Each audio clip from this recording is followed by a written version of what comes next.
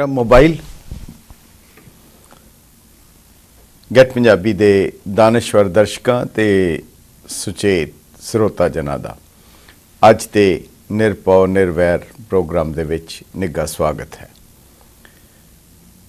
ਅੱਜ ਦੇ ਇਸ ਪ੍ਰੋਗਰਾਮ ਦੇ ਵਿੱਚ ਇਹ ਪ੍ਰੋਗਰਾਮ ਪੂਰੇ ਦਾ ਪੂਰਾ ਆਪ ਦੇ ਨਾਲ ਜੁੜਿਆ ਹੋਇਆ ਹੈ। ਅਸੀਂ ਅੱਜ ਕਿਸੇ ਮਹਿਮਾਨ ਨੂੰ ਜ਼ਹਿਮਤ ਨਹੀਂ ਦੇ ਰਹੇ। ਦਰਅਸਲ ਜਿਵੇਂ ਇਸ ਪ੍ਰੋਗਰਾਮ ਦਾ ਨਾਮ ਹੈ ਨਿਰਭਉ ਨਿਰਵੈਰ, ਉਸ ਪ੍ਰੋਗਰਾਮ ਦੇ ਮੁਤਾबिक ਸਾਡਾ ਮੁੱਖ ਮਕਸਦ ਜੋ ਹੈ ਉਹ ਧਾਰਮਿਕ ਪੰਥਕ ਮੁੱਦਿਆਂ ਨੂੰ ਜਾਣਕਾਰੀ ਲੈਣਾ, ਆਪਸ ਵਿੱਚ ਵਿਚਾਰ ਕਰਕੇ ਆਪਣੀ ਜਾਣਕਾਰੀ ਵਿੱਚ ਵਾਧਾ ਕਰਨਾ, ਤਾਂ ਕਿ ਦੀਨ ਔਰ ਦੁਨੀਆ ਦੋਨਾਂ ਦੇ ਲਈ ਅਸੀਂ ਗੱਲ ਕਰ ਸਕੀਏ।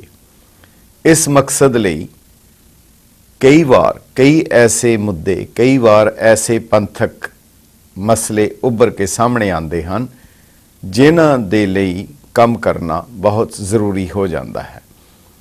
ਉਸ ਮੁਤਾਬਕ ਅੱਜ ਇੱਕ ਬਹੁਤ ਹੀ ਮੁੱਢਲਾ ਸਿਧਾਂਤਕ ਮੁੱਦਾ ਹੈ, ਸਿਧਾਂਤਕ ਇੱਕ ਪੱਖ ਹੈ।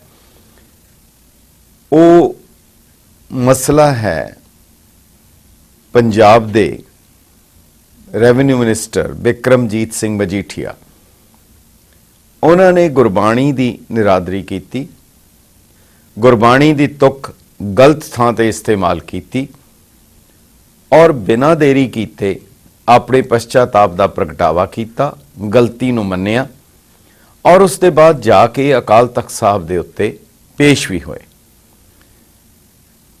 ਉਸ ਦੇ ਬਾਅਦ ਸਿੰਘ ਸਾਹਿਬਾਨ ਦੀ ਇਕੱਤਰਤਾ ਨੇ ਉਹਨਾਂ ਨੂੰ ਸਜ਼ਾ ਲਗਾਈ ਔਰ ਜਿਹੜੀ ਉਹਨਾਂ ਨੇ ਪ੍ਰਵਾਨ ਕਰ ਲਈ ਔਰ ਉਸ ਦੇ ਉੱਤੇ ਅਮਲ ਵੀ ਕਰਨਾ ਸ਼ੁਰੂ ਕਰ ਦਿੱਤਾ।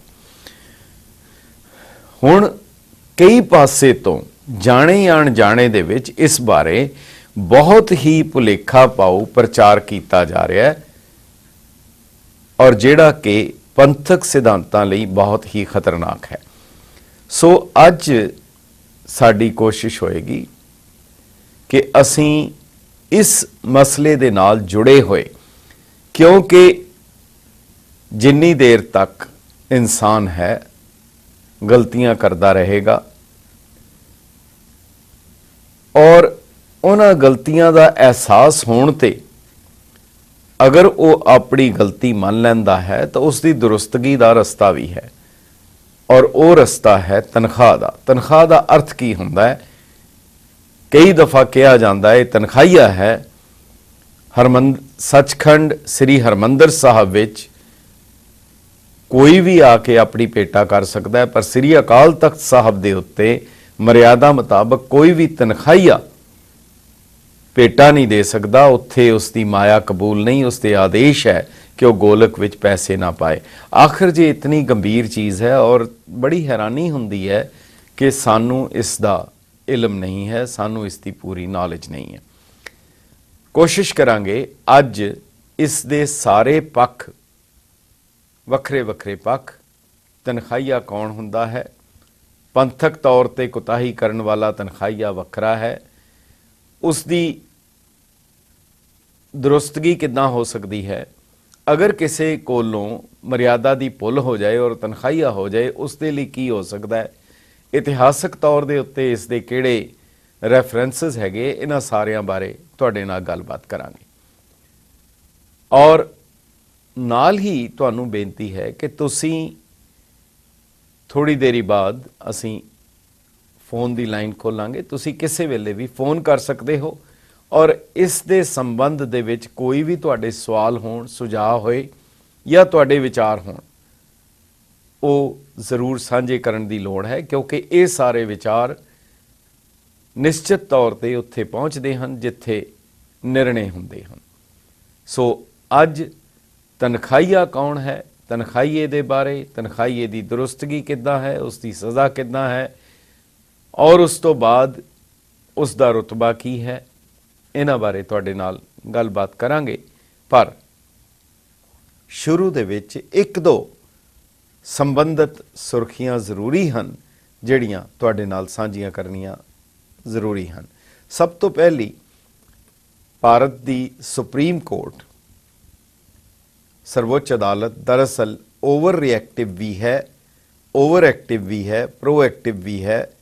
ਔਰ ਜਿੱਥੇ ਵੀ ਨਜ਼ਰ ਆਉਂਦਾ ਹੈ ਕਿ ਲੈਜਿਸਲੇਚਰ, ਬਿਊਰੋਕ੍ਰੇਸੀ ਜਾਂ ਪ੍ਰੈਸ ਆਪਣੇ ਫਰਜ਼ ਦੀ ਕੁਤਾਹੀ ਕਰਦਾ ਹੈ ਜਾਂ ਦੋਸ਼ੀਆਂ ਨੂੰ ਸਹੀ ਢੰਗ ਦੇ ਨਾਲ ਉਹਨਾਂ ਨੂੰ ਨੱਥ ਪਾਉਣ ਵਿੱਚ ਜਾਂ ਕਾਬੂ ਕਰਨ ਦੇ ਵਿੱਚ ਪੂਰਾ ਫਰਜ਼ ਨਹੀਂ ਅਦਾ ਕਰਦਾ, ਤਾਂ ਉਸ ਵੇਲੇ ਸੁਪਰੀਮ ਕੋਰਟ ਆਪਣੀ ਤਰਫੋਂ ਕੋਈ ਨਾ ਕੋਈ ਆਦੇਸ਼ ਦਿੰਦੀ ਰਹਿੰਦੀ ਹੈ ਔਰ ਇਹ ਆਦੇਸ਼ ਦੇਣ ਦਾ ਸਿਲਸਿਲਾ ਕਾਫੀ ਤੇਜ਼ ਹੈ।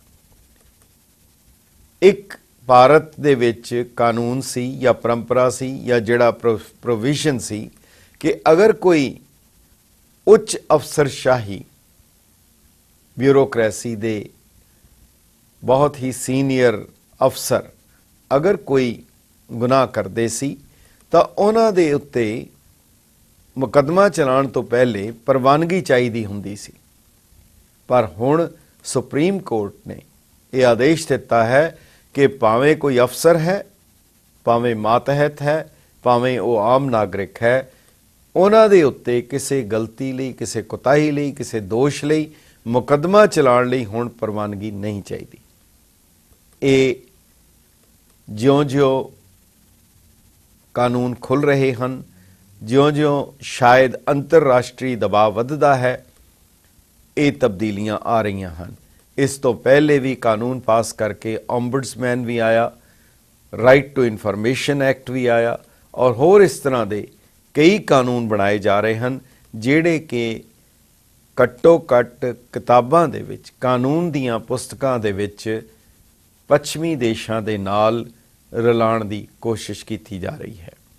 ਸੋ ਅਗਰ ਇਹ ਫੈਸਲਾ ਸੁਪਰੀਮ ਕੋਰਟ ਦਾ ਇੱਕ ਸੁਨੇਹਾ ਹੈ ਉਸ ਅਫਸਰਸ਼ਾਹੀ ਨੂੰ ਕਿ ਹੁਣ ਤੁਸੀਂ ਆਪਣੇ ਤੇ ਮੁਕੱਦਮੇ ਨੂੰ ਪ੍ਰਵਾਨਗੀ ਲਈ, ਮਨਜ਼ੂਰੀ ਲਈ ਉਹਨਾਂ ਫਾਈਲਾਂ ਦੇ ਚੱਕਰਾਂ ਦੇ ਵਿੱਚ ਉਲਝਾ ਕੇ ਬਹੁਤੀ ਦੇਰ ਰੋਕ ਨਹੀਂ ਸਕੋਗੇ ਅਗਰ ਇਹ ਸਹੀ ਇਮਾਨਦਾਰੀ ਨਾਲ ਇਸ ਕੋਰਟ ਦੇ ਫੈਸਲੇ ਨੂੰ ਲਾਗੂ ਕੀਤਾ ਜਾਂਦਾ ਹੈ।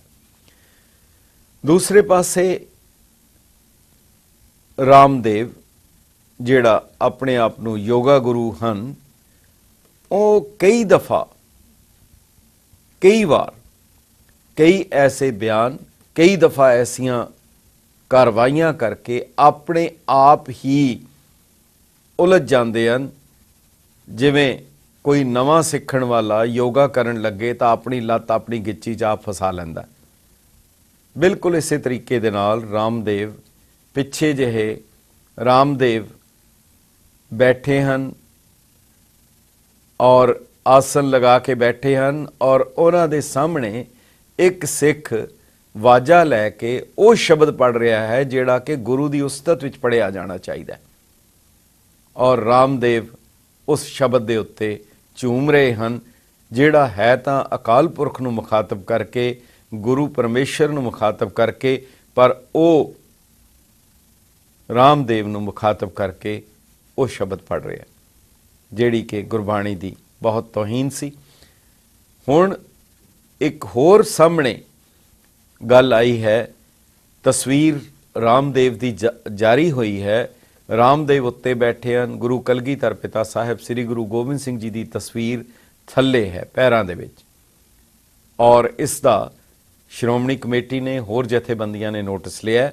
ਪਰ ਦੂਸਰੇ ਪਾਸੇ ਇਹ ਦੱਸਿਆ ਜਾ ਰਿਹਾ ਹੈ ਕਿ ਇਹ ਤਕਰੀਬਨ 3.5 ਸਾਲ ਪੁਰਾਣੀ ਘਟਨਾ ਸੀ ਔਰ ਉਹ ਦਮਦਮਾ ਸਾਹਿਬ ਜਾ ਕੇ ਆਪਣਾ ਸਪਸ਼ਟੀਕਰਨ ਜਾਂ ਉਸ ਦੇ ਉੱਤੇ ਖੇਦ ਪ੍ਰਗਟ ਕਰ ਚੁੱਕੇ ਸਨ।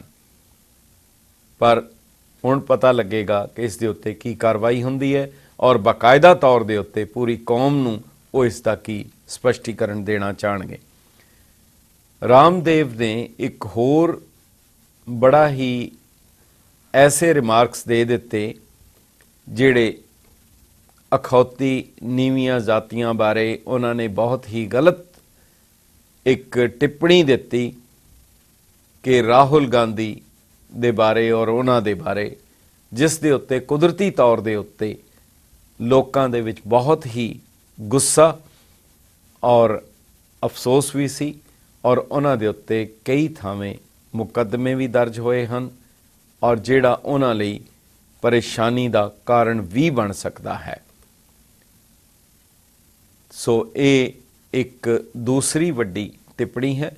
ਤੀਸਰੀ ਹੈ 7ਵਾਂ ਫੇਜ਼ ਚੋਣਾਂ ਦਾ ਹਿੰਦੁਸਤਾਨ ਵਿੱਚ ਸ਼ੁਰੂ ਹੋ ਚੁੱਕਾ ਹੈ ਔਰ ਹੁਣ ਇੱਕ ਮਰਹਲਾ ਹੋਰ ਹੈ 12 ਤਾਰੀਖ ਦਾ ਔਰ 16 ਤਾਰੀਖ ਨੂੰ ਨਤੀਜੇ ਆ ਜਾਣੇ ਹਨ। ਪਰ ਇਸ ਦੇ ਵਿੱਚ ਰਾਜਨੀਤੀ ਪੂਰੀ ਤਰ੍ਹਾਂ ਤਿੱਖੀ ਹੋ ਕੇ ਸਾਹਮਣੇ ਆ ਰਹੀ ਹੈ। ਰਾਜੀਵ ਗਾਂਧੀ ਦੀ ਬੇਟੀ ਪ੍ਰਿਯੰਕਾ ਔਰ ਮੋਦੀ ਦੇ ਵਿਚਕਾਰ ਸ਼ਬਦੀ ਜੰਗ ਜਿਹੜੀ ਹੈ ਉਹ ਬਹੁਤ ਹੀ ਤਿੱਖੀ ਹੋ ਗਈ ਹੈ ਔਰ ਉਹਦੇ ਵਿੱਚ ਪ੍ਰਿਯੰਕਾ ਨੇ ਇਹ ਕਿਹਾ ਕਿ ਮੋਦੀ ਨੀਚੀ ਕਿਸਮ ਦੀ ਰਾਜਨੀਤੀ ਕਰਦੇ ਹਨ। ਉਸ ਦਾ ਲਫ਼ਜ਼ਾਂ ਨੂੰ ਮੋਦੀ ਨੇ ਕਿਹਾ ਕਿ ਇਹ ਮੈਂ ਨੀਚੀ ਜਾਤ ਦਾ ਹਾਂ ਤਾਂ ਮੈਨੂੰ ਇਹ ਲਫ਼ਜ਼ ਕਿਹਾ ਗਿਆ ਹੈ, ਇਹ ਮੇਰੀ ਜਾਤੀ ਦੇ ਉੱਤੇ ਇੱਕ ਟਿੱਪਣੀ ਹੈ। ਲਫ਼ਜ਼ ਸੀ ਨੀਚੀ ਰਾਜਨੀਤੀ ਜਾਂ ਨੀਵੇਂ ਦਰਜੇ ਦੀ ਰਾਜਨੀਤੀ ਕਰਦੇ ਹਨ। ਪਰ ਹੁਣ ਮਾਇਆਵਤੀ ਜਿਹੜੇ ਆਪਣੇ ਆਪ ਨੂੰ ਉਹਨਾਂ ਤਬਕਿਆਂ ਦੀ ਨੁਮਾਇੰਦਗੀ ਦਾ ਦਾਅਵਾ ਕਰਦੇ ਹਨ, ਉਹਨਾਂ ਨੇ ਮੋਦੀ ਨੂੰ ਚੈਲੰਜ ਕਰਕੇ ਕਿਹਾ ਹੈ ਕਿ ਦੱਸੋ ਕਿ ਤੁਹਾਡੀ ਜ਼ਾਤ ਕਿਹੜੀ ਹੈ। ਤੁਸੀਂ ਹਰ ਥਾਂ ਜਾ ਕੇ ਵੱਖਰੇ ਵੱਖਰੇ ਕਾਰਡ ਖੇਡਦੇ ਹੋ, ਕਿਧਰੇ ਜਾ ਕੇ ਹੁਣ ਜ਼ਾਤੀ ਦਾ ਕਾਰਡ ਲੈ ਲਿਆ ਔਰ ਜਿਹੜੇ ਅਖੀਰਲੇ ਲੈਕਚਰ ਦੇ ਵਿੱਚ ਇੱਕ ਧਾਰਮਿਕ ਕਾਰਡ ਫਿਰ ਉਹਨਾਂ ਨੇ ਸ਼੍ਰੀ ਰਾਮ ਚੰਦਰ ਜੀ ਦੀ ਤਸਵੀਰ ਔਰ ਬਾਰ-ਬਾਰ ਰਾਮ ਰਾਜ ਦੀ ਸਥਾਪਨਾ ਦੀ ਗੱਲ ਦੁਹਰਾਈ ਹੈ। ਪਰ ਇਹ ਰਾਜਨੀਤੀ ਹੈ। ਰਾਜਨੀਤੀ ਵਿੱਚ ਸ਼ਾਇਦ ਸਭ ਕੁਝ ਸਹੀ ਹੁੰਦਾ ਹੈ ਔਰ ਜੇ ਕੋਈ ਨਾ ਇਹਨਾਂ ਨੂੰ ਇਸਤੇਮਾਲ ਕਰੇ ਤਾਂ ਉਹ ਗਲਤੀ ਹੁੰਦੀ ਹੈ, ਨਾ ਕਿ ਇਹਨਾਂ ਦਾਅ ਪੇਚਾਂ ਨੂੰ ਅਪਣਾਉਣਾ। ਪਰ ਐਤਕੀ ਦੀਆਂ ਚੋਣਾਂ ਕਾਫੀ ਤਿੱਖੀਆਂ ਹਨ ਔਰ ਜਿਨ੍ਹਾਂ ਦੇ ਪ੍ਰਭਾਵ ਦੂਰਗਾਮੀ ਹੋਣਗੇ ਔਰ ਸ਼ਾਇਦ ਪਹਿਲੀ ਵਾਰ ਹੈ ਕਿ ਜਿਸ ਇਹਨਾਂ ਚੋਣਾਂ ਦੇ ਉੱਤੇ ਅੰਤਰਰਾਸ਼ਟਰੀ ਪੱਧਰ ਤੇ ਔਰ ਖਾਸ ਕਰਕੇ ਗੁਆਂਢੀ ਮੁਲਕਾਂ ਦੀ ਵੀ ਦਿਲਚਸਪੀ ਗੈਰ ਵਾਜਿਬ ਨਹੀਂ ਹੈ।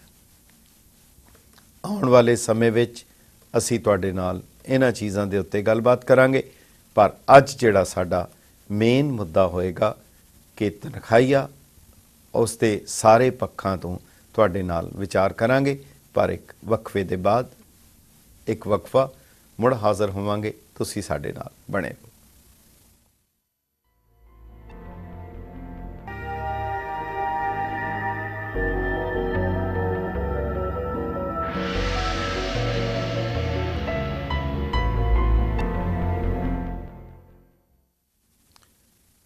ਗੈਟ ਪੰਜਾਬੀ ਦੇ ਦਾਨਸ਼ਵਰ ਦਰਸ਼ਕਾਂ ਤੇ ਸੁਚੇਤ ਸਰੋਤਾ ਜਨਾਂ ਦਾ ਵਕਫੇ ਦੇ ਬਾਅਦ ਨਿੱਘਾ ਸਵਾਗਤ ਹੈ। ਅੱਜ ਇੱਕ ਪੰਥਕ ਇਸ਼ੂ, ਪੰਥਕ ਮਸਲਾ, ਜਿਹੜਾ ਮਸਲਾ ਹੈ ਨਹੀਂ ਸੀ ਪਰ ਸ਼ਾਇਦ ਉਸ ਨੂੰ ਇੱਕ ਇਸ਼ੂ ਬਣਾਉਣ ਦੀ ਕੋਸ਼ਿਸ਼ ਕੀਤੀ ਜਾ ਰਹੀ ਹੈ।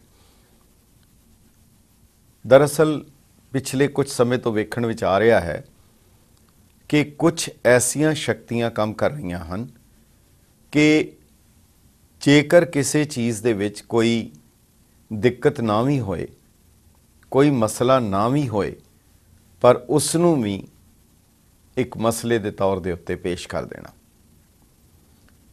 ਮਸਲਾ ਹੈ ਤਨਖਾਹ, ਤਨਖਾਹੀਆ ਔਰ ਉਸ ਦੀ ਵਿਧੀ, ਉਸ ਦਾ ਵਿਧਾਨ, ਉਸ ਦਾ ਇਲਾਜ, ਉਸ ਦਾ ਉਪਚਾਰ ਕੀ ਹੈ, ਕਿਵੇਂ ਹੈ, ਕਿੱਦਾਂ ਹੈ, ਕੌਣ ਤਨਖਾਹ ਲਾ ਸਕਦਾ ਹੈ, ਕਿਸ ਨੂੰ ਤਨਖਾਹ ਲਵਾਉਣੀ ਚਾਹੀਦੀ ਹੈ, ਉਸ ਦਾ ਨਿਯਮ ਕੀ ਹੈ।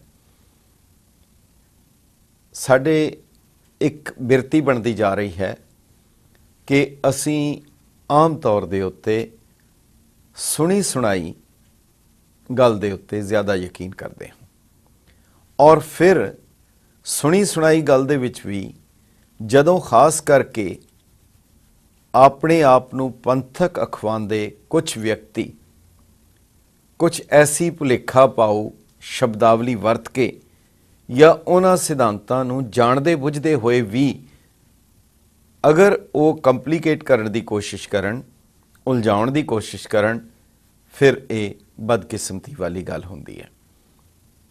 ਜੇਕਰ ਅਸੀਂ ਸਿੱਖ ਰਹਿਤ ਮਰਿਆਦਾ, ਗੁਰੂ ਸਾਹਿਬ ਦੇ ਹੁਕਮਨਾਮੇ, ਗੁਰੂ ਸਾਹਿਬ ਦੇ ਰਹਿਤਨਾਮੇ ਔਰ ਤਨਖਾਹਨਾਮਾ ਭਾਈ ਨੰਦ ਲਾਲ ਜੀ ਜਿਹੜੇ ਸਾਡੇ ਮੁੱਢਲੇ ਸਰੋਤ ਹਨ ਇਹਨਾਂ ਬਾਰੇ, ਜਾਂ ਸਿੱਖ ਇਤਿਹਾਸ ਵਿੱਚ ਪਹਿਲੀਆਂ ਹੋ ਚੁੱਕੀਆਂ ਘਟਨਾਵਾਂ ਨੂੰ ਅਗਰ ਨਜ਼ਰ ਵਿੱਚ ਲਿਆਂਦੇ ਤਾਂ ਬਿਲਕੁਲ ਕੋਈ ਦੁਬਦਾ ਨਹੀਂ ਹੈ, ਕੋਈ ਭੁਲੇਖਾ ਨਹੀਂ ਹੈ। ਪਰ ਜਾਪਦਾ ਹੈ ਹਰ ਚੀਜ਼ ਨੂੰ ਇਸ ਤਰੀਕੇ ਦੇ ਨਾਲ ਪੇਸ਼ ਕਰ ਦੇਣਾ ਜਿਵੇਂ ਕਿ ਬਹੁਤ ਵੱਡਾ ਗੁਨਾਹ ਕੀਤਾ ਜਾ ਰਿਹਾ ਹੈ। ਇਹ ਦੱਸਣ ਦੀ ਕੋਸ਼ਿਸ਼ ਕੀਤੀ ਜਾ ਰਹੀ ਹੈ ਕਿ ਜੋ ਤਨਖਾਹ ਲਾਈ ਗਈ ਹੈ ਉਹ ਗਲਤ ਹੈ, ਉਹ ਬਹੁਤ ਘੱਟ ਹੈ, ਇਹ ਤਨਖਾਹ ਹੈ ਹੀ ਨਹੀਂ ਹੈ, ਇਹ ਤਾਂ ਸੇਵਾ ਹੈ। ਸੋ ਇਹਨਾਂ ਦੇ ਬਾਰੇ ਤੁਹਾਡੇ ਨਾਲ ਵਿਚਾਰ ਕਰਾਂਗੇ ਔਰ ਤੁਸੀਂ ਸਾਨੂੰ ਕਾਲ ਵੀ ਕਰ ਸਕੋਗੇ। ਅਸੀਂ ਟੈਲੀਫੋਨ ਦੀ ਲਾਈਨ ਵੀ ਨਾਲ ਹੀ ਖੋਲ੍ਹ ਦਿਆਂਗੇ ਹੁਣੇ ਤੋਂ। ਜੇ ਤੁਸੀਂ ਚਾਹੋ ਸਾਨੂੰ ਕਿਸੇ ਵੀ ਇਸ਼ੂ ਦੇ ਉੱਤੇ, ਅਸੀਂ ਕੋਸ਼ਿਸ਼ ਕਰਾਂਗੇ ਜਿਹੜਾ ਸਾਡੇ ਕੋਲ ਸਮਾਂ ਹੈ ਉਹਦੇ ਵਿੱਚ ਤੁਹਾਡੇ ਨਾਲ ਇਸ ਬਾਰੇ ਸਾਰੇ ਪੱਖਾਂ ਤੋਂ ਗੱਲਬਾਤ ਕਰ ਲਈਏ। ਸਭ ਤੋਂ ਪਹਿਲੀ ਗੱਲ, ਸ੍ਰੀ ਅਕਾਲ ਪੁਰਖ ਕੇ ਬਚਨ ਸਿਓ ਪ੍ਰਗਟਿਓ ਪੰਥ ਮਹਾਨ, ਗੁਰੂ ਪੰਥ ਗੁਰੂ ਬਾਨੀਏ ਤਾਰੇ ਸਕਲ ਕੁਲਾਨ। ਇਹ ਗੁਰੂ ਗ੍ਰੰਥ ਤੇ ਗੁਰੂ ਪੰਥ ਦੇ ਸਿਧਾਂਤ ਦੇ ਦਾਇਰੇ ਮਦਾਰ ਦੇ ਅੰਦਰ ਇਹ ਦੋ ਪੈਰਾਮੀਟਰਸ ਹਨ ਜਿਨ੍ਹਾਂ ਦੇ ਅੰਦਰ ਹਜ਼ੂਰ ਨੇ ਆਉਣ ਵਾਲੀ ਮਰਿਆਦਾ, ਆਉਣ ਵਾਲੇ ਸਮੇਂ ਦੇ ਵਿੱਚ ਅਗਵਾਈ ਦੇਣ ਲਈ ਪੰਥ ਨੂੰ ਸਾਰੇ ਅਧਿਕਾਰ ਦਿੱਤੇ ਹਨ। ਬਿਕਰਮਜੀਤ ਸਿੰਘ ਮਜੀਠੀਆ ਨੇ ਗੁਰਬਾਣੀ ਦੀ ਨਿਰਾਦਰੀ ਦੇ ਕੀਤੀ ਔਰ ਸਪਸ਼ਟ ਤੌਰ ਦੇ ਉੱਤੇ ਨਿਰਾਦਰੀ ਸੀ ਜਦੋਂ ਉਹਨਾਂ ਨੇ ਗੁਰਬਾਣੀ ਦੇ ਵਿੱਚ ਕਿਸੇ ਵਿਅਕਤੀ ਦਾ ਨਾਂ ਸ਼ਾਮਲ ਕੀਤਾ ਔਰ ਕਿਹਾ ਗਿਆ ਕਿ ਇਹ ਰਾਮ ਰਾਏ ਵਾਲੀ ਗਲਤੀ ਹੈ। ਅਸੀਂ ਤੁਹਾਡੇ ਵਿਚਾਰ ਵੀ ਲੈ ਕੇ, ਤਾਂ ਕਿ ਅਸੀਂ ਜੋ ਦੱਸਣਾ ਚਾਹੁੰਦੇ ਹਾਂ ਪਰ ਉਸ ਨਾਲੋਂ ਜ਼ਿਆਦਾ ਸਹੀ ਹੋਏਗਾ ਕਿ ਅਗਰ ਤੁਹਾਡੇ ਕੋਈ ਸਵਾਲ ਹਨ ਉਹਨਾਂ ਨੂੰ ਅਸੀਂ ਜ਼ਰੂਰ ਉਸ ਦਾ ਐਡਰੈਸ ਕਰੀਏ। To make a call, please hang up and try. ਸੋ ਜਿਹੜੀ ਸਭ ਤੋਂ ਪਹਿਲੀ ਚੀਜ਼ ਹੈ ਕਿ ਬਿਕਰਮਜੀਤ ਸਿੰਘ ਮਜੀਠੀਆ ਨੇ ਜਿਸ ਵੇਲੇ ਇਹ ਗਲਤ ਹਰਕਤ ਕੀਤੀ, ਗੁਰਬਾਣੀ ਦੇ ਵਿੱਚ ਇੱਕ ਰਾਜਨੀਤਿਕ ਵਿਅਕਤੀ ਅਰੁਣ ਜੇਤਲੀ ਦਾ ਨਾਮ ਲੈ ਕੇ ਵਰਤਿਆ, ਤਾਂ ਇੱਕ ਤਾਂ ਵੈਸੇ ਵੀ ਇਸ ਦਾ ਗਲਤ ਸੀ ਔਰ ਹਰ ਕਿਸੇ ਨੂੰ ਇਸ ਦਾ ਅਫਸੋਸ ਵੀ ਸੀ, ਪਰ ਦੂਸਰੇ ਪਾਸੇ ਚੂੰਕਿ ਚੋਣਾਂ ਦਾ ਮਾਹੌਲ ਵੀ ਸੀ ਔਰ ਰਾਜਨੀਤਿਕ ਤੌਰ ਦੇ ਉੱਤੇ ਇਹ ਚੀਜ਼ ਇੱਕ ਬਹੁਤ ਵੱਡੀ ਸਮਝਿਆ ਜਾ ਸਕਦਾ ਸੀ, ਇੱਕ ਮੁੱਦਾ ਬਣਿਆ। ਹੁਣ ਅਕਾਲ ਤਖਤ ਸਾਹਿਬ ਦੇ ਉੱਤੇ ਬਿਕਰਮਜੀਤ ਸਿੰਘ ਮਜੀਠੀਆ ਪੇਸ਼ ਹੋਏ। ਅਕਾਲ ਤਖਤ ਸਾਹਿਬ ਤੋਂ ਪੰਜ ਸਿੰਘ ਸਾਹਿਬਾਨ ਨੇ ਹੁਕਮ ਦਿੱਤਾ ਕਿ ਪੰਜੋ ਤਖਤ ਸਾਹਿਬਾਨ ਦੇ ਉੱਤੇ ਜਾ ਕੇ ਉਹ ਲੰਗਰ ਦੀ ਸੇਵਾ ਕਰਨਗੇ ਔਰ 500 ਰੁਪਏ ਉਹ ਅਰਦਾਸ ਕਰਾਂਗੇ। ਲੰਗਰ ਦੀ ਸੇਵਾ, ਪਾਂਡਿਆਂ ਦੀ ਸੇਵਾ, ਉੱਥੇ ਬਰਤਨ ਸਾਫ਼ ਕਰਨ ਦੀ ਸੇਵਾ ਔਰ ਉਸ ਦੇ ਬਾਅਦ ਉਹ ਅਕਾਲ ਤਖਤ ਸਾਹਿਬ ਦੇ ਉੱਤੇ ਆ ਕੇ ਅਰਦਾਸ ਵੀ ਕਰਾਂਗੇ।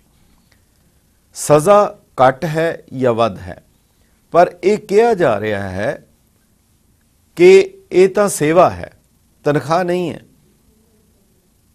ਇਹ ਤਾਂ ਔਰ ਬਲਕਿ ਇੱਕ ਥਾਂ ਤਾਂ ਬੜੇ ਹੀ ਮਜ਼ਾਹੀਆ ਲਹਿਜ਼ੇ ਦੇ ਵਿੱਚ ਇਹ ਕਿਹਾ ਗਿਆ ਕਿ ਇੱਕ ਮਾਈ ਆਪਣੇ ਬੱਚਿਆਂ ਨੂੰ ਕਹਿਣ ਲੱਗੀ ਕਿ ਮੈਂ ਗੁਰਦੁਆਰੇ ਜਾ ਰਹੀ ਹਾਂ ਤਨਖਾਹ ਲਵਾਉਣ ਲਈ। ਉਹ ਹੈਰਾਨ ਹੋਏ ਕਿ ਮਾਈ ਤੂੰ ਕਿਉਂ ਤਨਖਾਹ ਲਵਾਉਣ ਜਾ ਰਹੀ ਹੈ? ਕਹਿੰਦੇ ਨਹੀਂ, ਉਹ ਲੰਗਰ ਦੇ ਵਿੱਚ ਭਾਂਡਿਆਂ ਦੀ ਸੇਵਾ ਨੂੰ ਤਨਖਾਹ, ਉਸ ਨੂੰ ਸੇਵਾ ਹੀ ਕਹਿੰਦੇ ਹਨ ਨਾ, ਉਹ ਤਨਖਾਹ ਕਹਿੰਦੇ ਹਨ, ਤੇ ਮੈਂ ਉਹ ਤਨਖਾਹ ਲਾਉਣ ਜਾ ਰਹੀ ਹਾਂ। ਸੋ ਦਰਅਸਲ ਇਹ ਇੱਕ ਨਿਰਾਦਰੀ ਹੈ। ਤਨਖਾਹ ਦੇ ਵਿੱਚ ਸੇਵਾ ਰੂਪ ਦੇ ਵਿੱਚ ਉਹ ਤਨਖਾਹ ਹੁੰਦੀ ਹੈ। ਉਸ ਦੇ ਬਾਰੇ ਸਿੱਖ ਰਹਿਤ ਮਰਿਆਦਾ ਦੇ ਵਿੱਚ ਬਹੁਤ ਹੀ ਸਾਫ਼ ਔਰ ਸਪਸ਼ਟ ਲਫ਼ਜ਼ਾਂ ਦੇ ਵਿੱਚ ਹੈ ਕਿ ਅਗਰ ਕਿਸੇ ਕੋਲੋਂ ਗਲਤੀ ਹੋ ਜਾਏ ਤਾਂ ਉਸ ਨੂੰ ਸੰਗਤ ਦੇ ਵਿੱਚ ਜੋੜਿਆਂ ਦੀ ਲੰਗਰ ਦੀ, ਝਾੜੂ ਦੀ ਜਾਂ ਹੋਰ ਸੇਵਾ ਕਰਨੀ ਜ਼ਰੂਰੀ ਹੈ ਔਰ ਉਹ ਸੇਵਾ ਤਨਖਾਹ ਦੇ ਰੂਪ ਵਿੱਚ ਹੁੰਦੀ ਹੈ, ਸਜ਼ਾ ਦੇ ਰੂਪ ਵਿੱਚ ਹੁੰਦੀ ਹੈ। ਹੈਲੋ ਹੈਲੋ ਜੀ, ਹਾਂਜੀ, ਕੌਣ ਬੋਲ ਰਹੇ ਜੀ? ਮੈਂ ਸੁਰਿੰਦਰ ਸਿੰਘ ਬੋਲਦਾ, ਟ੍ਰੇਸੀ ਕੈਲੀਫੋਰਨੀਆ ਤੋਂ ਜੀ। ਜੀ ਭਾਈ ਸਾਹਿਬ, ਹਾਂਜੀ ਹੁਕਮ ਕਰੋ।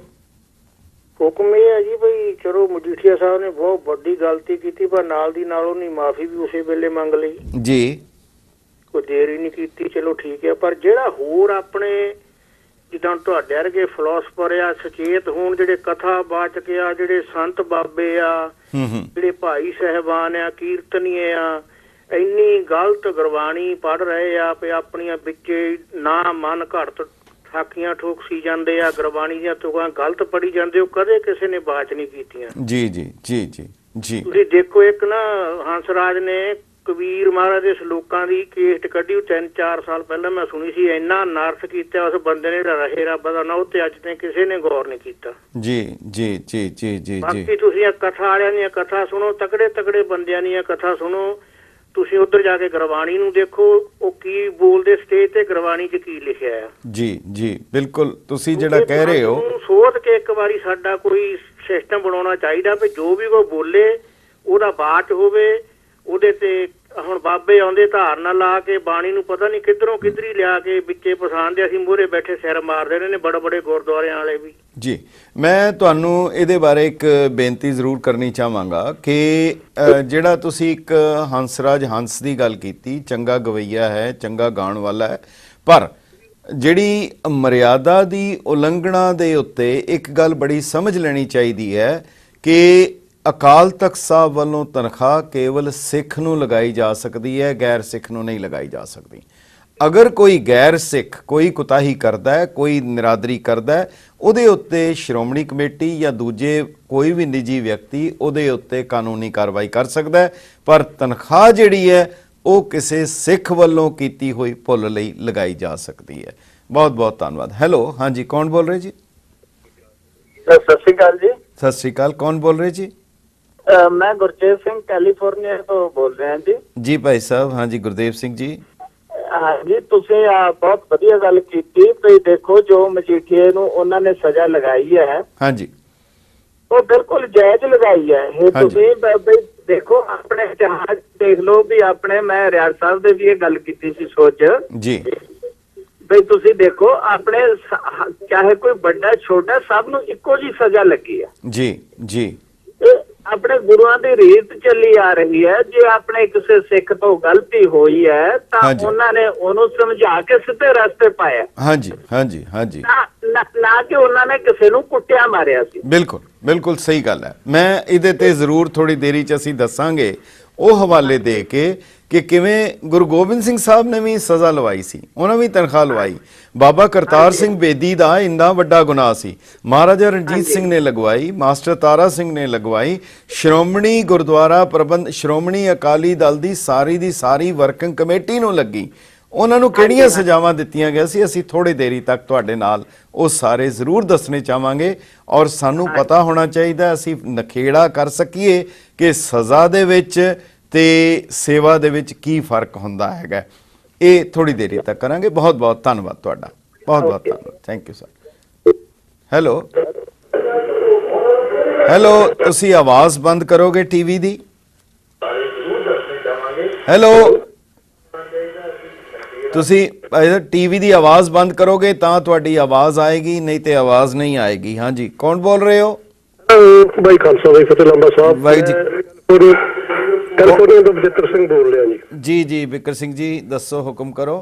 ਬਿੱਕਰ ਨਹੀਂ, ਬਚਿੱਤਰ ਸਿੰਘ। ਅੱਛਾ, ਬਚਿੱਤਰ ਸਿੰਘ ਜੀ, ਸੌਰੀ, ਗਲਤੀ ਮਾਫ। ਹਾਂਜੀ, ਨਹੀਂ ਐਸੀ ਕੋਈ ਗੱਲ ਨਹੀਂ। ਹਾਂਜੀ, ਮੈਨੂੰ ਇੱਕ ਥੋੜਾ ਕਲੀਅਰ ਕਰਿਓ ਜੀ ਵੀ ਜਿਹੜੀ ਸਜ਼ਾ ਹੈ ਇਹਨੂੰ ਗੁਰਬਾਣੀ ਸੁਣਨਾ ਵੀ ਸਜ਼ਾ ਹੈ ਤੇ ਭਾਂਡੇ ਮਾਂਜਣੇ, ਸੇਵਾ ਕਰਨੀ, ਇਹ ਸਿਧਾਂਤ ਗੁਰਮਤਿ ਅਨੁਸਾਰ ਇਹ ਸਜ਼ਾ ਚ ਆਉਂਦਾ ਹੈ ਕਿ ਜਾਂ ਸਿੱਖ ਦਾ ਕਰਮ ਹੈ? ਜੀ ਜੀ, ਬਿਲਕੁਲ ਠੀਕ ਹੈ, ਬਹੁਤ ਅੱਛਾ ਹੈਗਾ, ਬਹੁਤ ਤੁਸੀਂ ਬੜਾ ਚੰਗਾ। ਮੈਂ ਇਸ ਦੇ ਉੱਤੇ ਗੱਲ ਕਰਨੀ ਚਾਹੁੰਦਾ ਸੀਗਾ ਤੇ ਮੈਂ ਥੋੜੀ ਦੇਰੀ 'ਚ ਇੱਕ ਸਮਾਂ ਹੈ ਵਕਫੇ ਦਾ, ਅਗਰ ਤੁਸੀਂ ਇਜਾਜ਼ਤ ਦਿਓ ਉਹਦੇ ਬਾਅਦ ਅਸੀਂ ਇਹ ਤੇ ਕਿਉਂਕਿ ਇਹ ਬੜਾ ਵਿਸ਼ਾ ਜਿਹੜਾ ਵਾ ਉਹ ਨਹੀਂ ਬਿਲਕੁਲ ਸਪਸ਼ਟ ਕਰਾਂਗੇ। ਹਾਂਜੀ ਇਸ ਵਿਸ਼ੇ ਨੂੰ ਕਲੀਅਰ ਹੋਣਾ ਚਾਹੀਦਾ ਹੈ, ਬਿਲਕੁਲ ਕਰਾਂਗੇ। ਜਿਹੜੀ ਚੀਜ਼ ਸਾਰੇ ਗੁਰੂ ਗ੍ਰੰਥ ਸਾਹਿਬ ਦੇ ਵਿੱਚ ਵਾਰ-ਵਾਰ ਆਉਂਦੀ ਹੈ ਵੀ ਬਾਣੀ ਪੜੋ, ਬਾਣੀ ਸੁਣੋ, ਉਹਨਾਂ ਸਿੱਖਾਂ ਨੂੰ ਕਿਤੇ ਵੀ ਸਜ਼ਾ ਮਿਲੀ ਹੁੰਦੀ ਆ, ਤੇ ਜੇ ਇਹ ਸਜ਼ਾ ਹੀ ਆ ਵੀ ਬਾਣੀ ਸੁਣਨੀ ਸਜ਼ਾ ਆ, ਤੇ ਫਿਰ ਇਹ ਦੱਸੇ ਵੀ ਉਹਨੂੰ ਫਲ ਕੀ ਆ ਤੇ ਉਹਨਾਂ ਨੂੰ ਸਰੋਪੇ ਕਿੱਥੋਂ ਮਿਲਦੇ ਆ। ਠੀਕ ਹੈ, ਠੀਕ ਹੈ ਜੀ, ਠੀਕ ਹੈ ਜੀ, ਬਹੁਤ ਬਹੁਤ ਸੋ ਪਿਆਰੇ ਦਰਸ਼ਕੋ, ਸਮਾਂ ਹੈ ਇੱਕ ਵਕਫੇ ਦਾ। ਇੱਕ ਛੋਟੇ ਜਿਹੇ ਵਕਫੇ ਦੇ ਬਾਅਦ ਮੁੜ ਹਾਜ਼ਰ ਹੋਵਾਂਗੇ ਔਰ ਇਹਨਾਂ ਦੇ ਉੱਤੇ ਅਸੀਂ ਗੱਲਬਾਤ ਕਰਾਂਗੇ।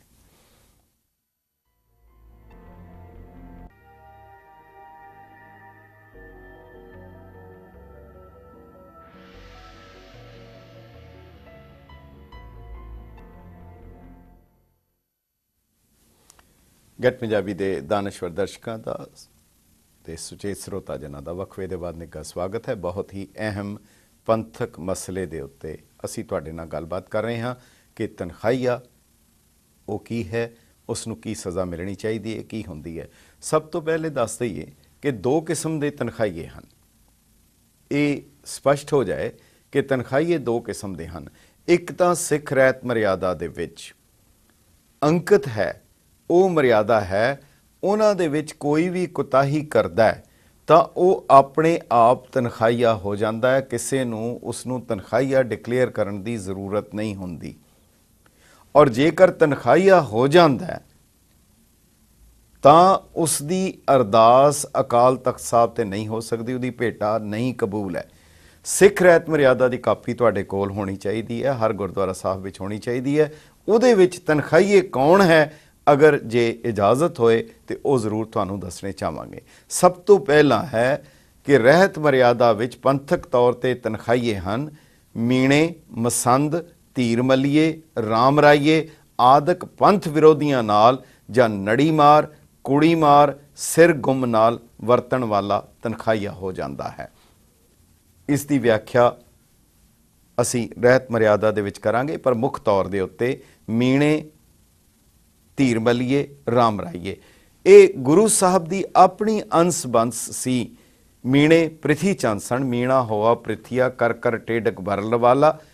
ਧੀਰ ਮੱਲ ਗੁਰੂ ਅੰਸ ਸੀ, ਬਾਬਾ ਰਾਮ ਰਾਏ ਗੁਰੂ ਅੰਸ ਸੀ, ਪਰ ਇਹ ਗੁਰੂ ਦੇ ਹੁਕਮਾਂ ਦੇ ਵਿਰੁੱਧ ਜਾ ਕੇ ਮਰਿਆਦਾ ਦੇ ਇਹਨਾਂ ਨੇ ਆਪਣੇ ਮਤ ਬਣਾ ਲਏ। ਸੋ ਹੁਕਮ ਹੋਇਆ ਕਿ ਇਹਨਾਂ ਨੂੰ ਮੰਨਣ ਵਾਲੇ ਨੂੰ ਉਸ ਨਾਲ ਨਹੀਂ ਵਰਤਣਾ। ਕੁੜੀ ਮਾਰ ਜਿਹੜਾ ਪੁਰਾਣੇ ਟਾਈਮ ਦੇ ਵਿੱਚ ਕੁੱਖ ਦੇ ਵਿੱਚ ਧੀਆਂ ਜੰਮਦਿਆਂ ਸਾਰ ਮਾਰ ਦਿੱਤੀਆਂ ਜਾਂਦੀਆਂ ਸੀ। ਕੀਆ ਕਤਲ ਲੜਕੀ ਜੋ ਪੈਦਾ हुई जहालत की बस इंतहा हो गई। चुनाचे थी जब हिंद में तेरगी, भंवर में थी इंसा के किश्ती गिरी। खवैया जहाँ में हवैदा हुए तो अल्लाह से नानक जी पैदा हुए। नानक जी अल्लाह से हुए रसूल, हकीकत में अल्लाह को था ये कबूल। ये दूजी कैटेगरी सी। तीसरी सी सिर गुम, ਜਿਹੜਾ ਸਿੱਖ ਹੋ ਕੇ ਉਹ ਕੇਸ ਕਟਾ ਲਵੇ ਉਹਦਾ ਸਿਰ ਗਵਾਚ ਗਿਆ ਕਿਹਾ ਜਾਂਦਾ ਸੀ। ਜੇ ਸਿਰ ਦੇ ਉੱਤੇ ਕੇਸ ਹੈ ਉਸ ਨੂੰ ਸਿਰਦਾਰ ਕਿਹਾ ਜਾਂਦਾ, ਦਾਰ ਮੈਨੇ ਹੈ, ਔਰ ਜੇ ਨਹੀਂ ਹੈ ਸਿਰ ਗੁੰਮ। ਵਰਤਣ ਦਾ ਅਰਥ ਉਹਦੇ ਵਿੱਚ ਸਪਸ਼ਟ ਕੀਤਾ ਹੈ ਕਿ ਰੋਟੀ ਬੇਟੀ ਦੀ ਸਾਂਝ, ਰਿਸ਼ਤੇ ਨਾਤੇ ਕਰਨਾ। ਦੂਸਰਾ ਹੈ ਬੇਅਮਰਤੀਏ ਜਾਂ ਪਤਤ ਦਾ ਜੂਠਾ ਖਾਣ ਵਾਲਾ। ਤੀਸਰਾ ਹੈ ਦਾੜਾ ਰੰਗਣ ਵਾਲਾ। ਚੌਥਾ ਹੈ ਪੁੱਤਰ ਜਾਂ ਧੀ ਦਾ ਸਾਕ ਮੁੱਲ ਲੈ ਕੇ ਜਾਂ ਦੇ ਕੇ ਕਰਨ ਵਾਲਾ। ਪੰਜਵਾਂ ਹੈ ਕੋਈ ਨਸ਼ਾ, ਭੰਗ, ਅਫੀਮ, ਸ਼ਰਾਬ, ਪੋਸਤ, ਕੋਕੀਨ ਆਦਿਕ ਵਰਤਣ ਵਾਲਾ। ਛੇਵਾਂ ਹੈ ਗੁਰਮਤ ਤੋਂ ਵਿਰੁੱਧ ਕੋਈ ਸੰਸਕਾਰ ਕਰਨ ਵਾਲਾ ਜਾਂ ਕਰਵਾਉਣ ਵਾਲਾ। ਅਤੇ ਅਗਲਾ ਹੈ ਰਹਿਤ ਵਿੱਚ ਕੋਈ ਵੀ ਭੁੱਲ ਕਰਨ ਵਾਲਾ। ਔਰ ਤਨਖਾਹ ਲਵਾਉਣ ਦੀ ਜਿਹੜੀ ਵਿਧੀ ਵੀ ਹੈ ਉਹ ਇਹ ਹੈ ਕਿ ਜਿਸ ਕਿਸੇ ਸਿੱਖ ਪਾਸੋਂ ਰਹਿਤ ਦੀ ਕੋਈ ਭੁੱਲ ਹੋ ਜਾਵੇ ਤਾਂ ਨੇੜੇ ਦੀ ਗੁਰਸੰਗਤ ਪਾਸ ਹਾਜ਼ਰ ਹੋਵੇ ਅਤੇ ਸੰਗਤ ਦੇ ਸਨਮੁਖ ਖੜਾ ਹੋ ਕੇ ਭੁੱਲ ਮੰਨੇ। ਗੁਰਸੰਗਤ ਦੀ ਹਜ਼ੂਰੀ ਵਿੱਚੋਂ 5 ਪਿਆਰੇ ਚੁਣੇ ਜਾਣ ਜੋ ਪੇਸ਼ ਹੋਏ ਸੱਜਣ ਦੀ ਭੁੱਲ ਵਿਚਾਰ ਕੇ ਤਨਖਾਹ ਸੰਗਤ ਪਾਸ ਤਜਵੀਜ਼ ਕਰਨ। ਪ੍ਰਵਾਨਗੀ ਹੋਣ ਤੇ ਉਸ ਨੂੰ ਉਹ ਡੰਡ ਲਾਇਆ ਜਾਏ। ਪਰ ਇੱਕ ਹਿਦਾਇਤ ਕੀਤੀ ਗਈ ਹੈ, ਜਿਹੜੇ ਗੁਰੂ ਸਾਹਿਬ ਦੇ ਹੁਕਮਨਾਮੇ ਵੀ ਹੈ, ਨੌਸ਼ਹਿਰੇ ਦੀ ਸੰਗਤ ਨੂੰ ਭੇਜਿਆ ਸੀ ਕਿ ਅਗਰ ਕੋਈ ਮਿਲਣਾ ਚਾਹੇ ਉਸ ਨੂੰ ਮੇਲ ਲੈਣਾ, ਅੜੀ ਨਹੀਂ ਕਰਨੀ, ਇਸ ਨੂੰ ਜ਼ਿੱਦ ਨਹੀਂ ਕਰਨੀ, ਉਸ ਨੂੰ ਕੋਈ ਇਸ਼ੂ ਨਹੀਂ ਬਣਾਉਣਾ। ਅੰਤ ਸੋਧ ਦੀ ਅਰਦਾਸ ਹੋਵੇ। ਰਹਿ ਗਈ ਗੱਲ ਪਨਿਸ਼ਮੈਂਟ ਕਿਹੜੀ ਹੋਣੀ ਚਾਹੀਦੀ ਹੈ, ਉਹਦੇ ਵਿੱਚ ਹੈ ਗੁਰਬਾਣੀ, ਔਰ ਲੰਗਰ ਦੀ ਸੇਵਾ, ਭਾਂਡਿਆਂ ਦੀ ਸੇਵਾ, ਜੋੜਿਆਂ ਦੀ ਸੇਵਾ, ਹੱਥੀਂ ਸੇਵਾ, ਇਸ ਨੂੰ ਅਗਰ ਇਸ ਤਰੀਕੇ ਨਾਲ ਸਮਝਣ ਦੀ ਕੋਸ਼ਿਸ਼ ਕੀਤੀ ਜਾਏ ਕਿ ਜਿਵੇਂ ਅਮਰੀਕਾ ਦੀ ਅਦਾਲਤਾਂ ਦੇ ਵਿੱਚ ਵੀ ਅੱਜ ਕੱਲ੍ਹ ਮਾਡਰਨ ਸਿਸਟਮ ਦੇ ਵਿੱਚ ਵੀ ਸਜ਼ਾ ਦੇ ਤੌਰ ਦੇ ਉੱਤੇ ਕਾਮਨ ਵੇ ਫਾਰ ਅਫੈਂਡਰਸ ਜਿਹੜਾ ਹੈ ਉਹ ਹੈ ਕਿ ਉਸ ਨੂੰ ਕਮਿਊਨਿਟੀ ਸਰਵਿਸ ਦਾ ਹੁਕਮ ਦਿੱਤਾ ਜਾਂਦਾ ਹੈ ਕਿ ਤੂੰ ਜਾ ਕੇ ਲੋਕਾਂ ਦੇ ਵਿੱਚ ਜਿਹੜੀ ਗਲਤੀ ਕੀਤੀ ਹੈ ਉਹਦੇ ਵਿੱਚ ਤੂੰ ਲੈਕਚਰ ਦੇ, ਉਹਨਾਂ ਨੂੰ ਸਮਝਾ ਕਿ ਇਹ ਗਲਤ ਹੈ। ਸੋ ਦਰਅਸਲ ਇਸ ਦੇ ਨਾਲ ਬੰਦੇ ਦੀ ਆਪਣੀ ਆਤਮਾ ਨੂੰ ਕਰਨ ਦੇ ਵਿੱਚ ਸਹਾਇਤਾ ਮਿਲਦੀ ਹੈ। ਹੋਰ ਤਾਂ ਹੋਰ ਗੁਰੂ ਕਲਗੀਧਰ ਪਿਤਾ ਨੇ ਖੁਦ ਇੱਕ ਕੌਤਕ ਕੀਤਾ, ਬੜਾ ਵੱਡਾ ਕੌਤਕ ਕੀਤਾ, ਜਦੋਂ ਉਹਨਾਂ ਨੇ ਤੀਰ ਦੇ ਨਾਲ ਦਾਦੂ ਦੀ ਕਬਰ ਵੱਲ ਮੂੰਹ ਕਰਕੇ ਉਹਨਾਂ ਨੇ ਜਦੋਂ ਸਿਰ ਝੁਕਾ ਕੇ ਕਿਹਾ, ਸਿਰ ਝੁਕਾਇਆ, ਸਿੰਘਾਂ ਨੇ ਕਿਹਾ ਕਿ ਤੁਮਰਾ ਕਹਿਣਾ ਸਿੱਖ ਕੋ ਮੜੀ ਮਸਾਣ ਨਾ ਮਾਨ, ਆਪ ਅਭੁੱਲ ਜੋ ਭੁੱਲ ਪਰੋ ਇਹ ਅਚੰਬਾ ਜਾਨ। ਇਹ ਕਿਉਂ ਹੈ? ਗੁਰੂ ਤਾਂ ਅਭੁੱਲ ਹੈ, ਇਹ ਕਿਵੇਂ ਹੋ ਗਿਆ? ਹੱਸ ਬੋਲੇ ਪ੍ਰਭ ਦਿਆਲ ਜੀ, ਹਮ ਤਨਖਾਹੀ ਹੋਤ, ਗੁਰੂ ਖਾਲਸਾ ਸੋਏ ਗੁਰੂ, ਇਹ ਬਾਣਾ ਸੰਕੇਤ। ਫਿਰ ਸਿੱਖਾਂ ਨੇ ਹੁਕਮ ਕੀਤਾ, ਜੇ ਤਨਖਾਹੀ ਹੋ ਗਏ ਹੋ ਤਾਂ 500 ਕੀ ਭੇਟ ਦੇ, ਪ੍ਰਭ ਜੀ ਸਿੱਖ ਤਨਖਾਏ, ਹਮ ਦੀਨੀ ਜੋ ਦੇ ਨਹੀਂ, ਤਿਸ ਕੀ ਪੂੰਜੀ ਸਵਾਏ। ਉਹਨਾਂ ਨੇ ਫਿਰ ਪੁੱਛਿਆ, ਸੱਚੇ ਪਾਤਸ਼ਾਹ ਕੀ ਗੁਰੂ ਗਲਤੀ ਕਰ ਸਕਦਾ ਹੈ? ਤੁਸੀਂ ਕਹਿੰਦੇ ਹੋ ਕਿ ਗੁਰੂ ਅਭੁੱਲ ਕਰਤਾਰ ਹੈ, ਅਭੁੱਲ ਗੁਰੂ ਕਰਤਾਰ, ਇਹ ਕਿਵੇਂ ਹੈ? ਹਜ਼ੂਰ ਨੇ ਕਿਹਾ, ਇੱਕ ਕੌਤਕ ਸੀ, ਤੁਹਾਡੇ ਅੰਦਰ ਇੰਨੀ ਜ਼ੁਰਤ ਆ ਜਾਏ ਕਿ ਬਿਨ ਸਤਿਗੁਰ ਮੁਕਤ ਨਾ ਪਾਵੇ, ਪਾਵੇ ਮੁਕਤ ਨਾ ਹੋਰ ਥੇ ਕੋਈ, ਪੁੱਛੋ ਬੀਬੀ ਕੀਆ ਜਾਏ, ਅਨੇਕ ਜੂਨੀ ਭਰਮ ਆਵੇ, ਬਿਨ ਸਤਿਗੁਰ ਮੁਕਤ ਨਾ ਪਾਵੇ। ਇਸ ਤੋਂ ਬਿਨਾਂ ਕੋਈ ਨਹੀਂ, ਜਿੰਨੀ ਦੇਰ ਤੱਕ ਆਪਣੇ ਪਛਤਾਤਾਪ ਨਹੀਂ ਕਰ ਲੈਂਦਾ। ਇਹਦੇ ਤੇ ਅਸੀਂ ਹੋਰ ਵੀ ਕਰਾਂਗੇ, ਪਰ ਤੁਹਾਡੇ ਸਵਾਲ ਜ਼ਰੂਰੀ ਹਨ। ਹੈਲੋ, ਸਤਿ ਸ੍ਰੀ ਅਕਾਲ ਜੀ, ਮੈਂ ਮੇਰੀਲੈਂਡ ਤੋਂ ਸਰਜੀਤ ਸਿੰਘ ਕੌਂਕੇ ਬੋਲ ਰਿਹਾ ਹਾਂ। ਜੀ ਜੀ ਜੀ ਕੌਂਕੇ ਸਾਹਿਬ, ਜੀ ਆਇਆਂ ਨੂੰ। ਹਾਂਜੀ, ਜੀ ਆਇਆਂ ਨੂੰ, ਹੁਕਮ ਕਰੋ। ਬਸ ਮੈਂ ਉਹ ਗੱਲ ਕਰਨੀ ਸੀ ਉਹਨਾਂ ਨਾਲ ਵੀ ਉਹ ਜਿਹੜੀ ਤਨਖਾਹੀਆ ਤੇ ਸਜ਼ਾ ਦੇ ਆਪਣਾ ਸੇਵਾ ਜਿਹੜੀ ਹੈ, ਇਹਨਾਂ ਸ਼ਬਦਾਂ ਵਿੱਚ ਥੋੜਾ ਜਿਹਾ ਵਾਦ ਵਿਵਾਦ ਹੈ ਵੀ ਜਿਹੜੀ ਸੇਵਾ ਹੈ ਉਹ ਤਾਂ ਮਤਲਬ ਬੜੀ ਮਨੋ ਚਿੱਤੋਂ ਹੁੰਦੀ ਹੈ, ਔਰ ਜਿਹੜੀ ਸਜ਼ਾ ਹੈ ਉਹ ਮਜਬੂਰਨ ਹੁੰਦੀ ਹੈ। ਥੋੜਾ ਜਿਹਾ ਭਾਈ ਸਾਹਿਬ ਇੱਦਾਂ ਹੁੰਦਾ ਹੈ, ਤੁਸੀਂ ਵੇਖੋਗੇ ਕਿ ਸਰਕਾਰ ਵੀ ਕਈ ਦਫਾ ਜਾਂ ਸਕੂਲ ਦੇ ਵਿੱਚ ਵੀ ਬੱਚਿਆਂ ਕੋਲੋਂ ਡੋਨੇਸ਼ਨ ਵੀ ਲਈ ਜਾਂਦੀ ਹੈ, ਆਪਣੀ ਮਰਜ਼ੀ ਨਾਲ ਡੋਨੇਸ਼ਨ ਦਿੰਦੇ ਹੈ, ਪਰ ਕਈ ਦਫਾ ਉਹਨਾਂ ਨੂੰ ਐਜ਼ ਏ ਪਨਿਸ਼ਮੈਂਟ ਹੁੰਦੀ ਹੈ ਕਿ ਤੁਸੀਂ ਇਹ ਫਾਈਨ ਜਮ੍ਹਾਂ ਕਰਾਓ।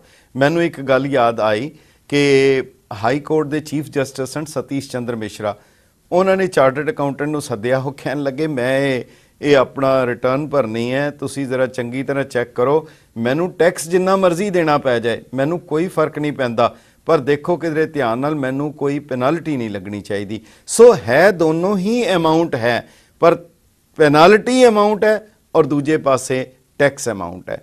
ਟੈਕਸ ਜਿਹੜਾ ਹੈ ਉਹ ਫਰਜ਼ ਹੈ, ਪੈਨਲਟੀ ਜਿਹੜੀ ਹੈ ਉਹ ਸਜ਼ਾ ਹੈ। ਚੀਜ਼ ਵੇਖਣ ਨੂੰ ਇੱਕੋ ਹੀ ਹੋਏਗੀ।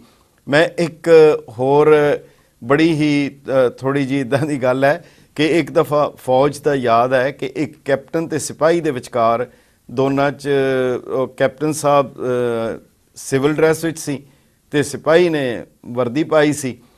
ਹੁਣ ਸਲੂਟ ਦੇਣਾ ਇੱਕ ਹੁਕਮ ਹੈ ਕਿ ਹਰ ਕਿਸੇ ਨੂੰ ਸੀਨੀਅਰ ਨੂੰ ਸਲੂਟ ਦੇਣਾ।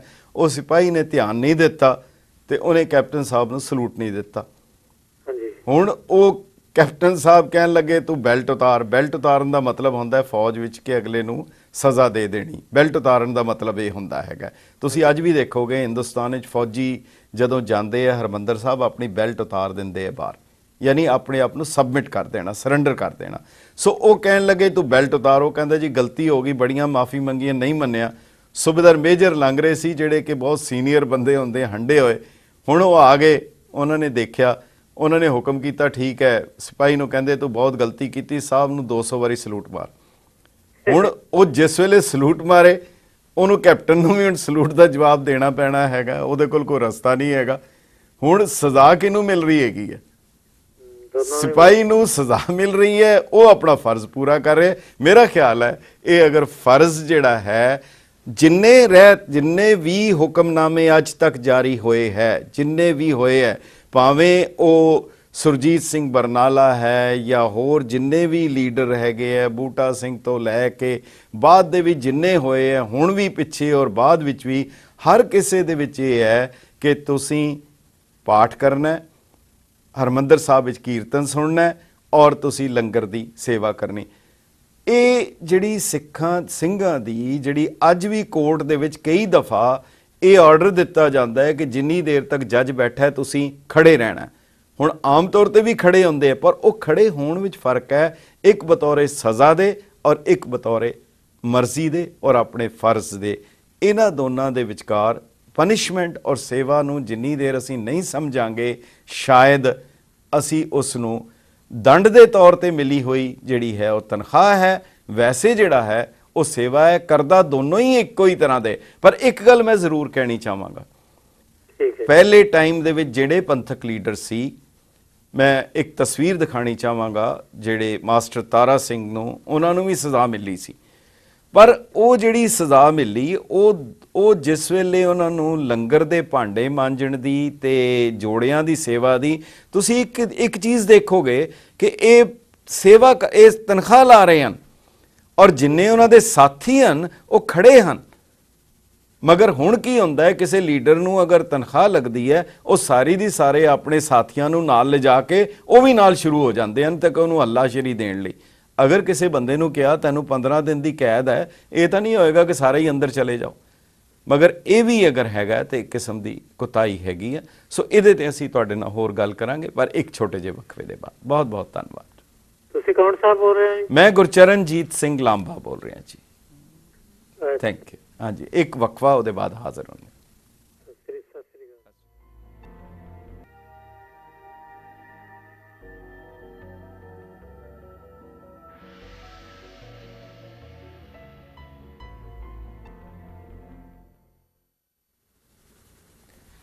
ਪਿਆਰੇ ਦਰਸ਼ਕੋ, ਅਸੀਂ ਤਨਖਾਹਨਾਮਾ, ਤਨਖਾਹ ਦੀ ਵਿਧੀ, ਤਨਖਾਹ ਦੇ ਨਿਯਮ, ਉਹਦੇ ਉੱਤੇ ਅਸੀਂ ਗੱਲ ਕਰ ਰਹੇ ਹਾਂ।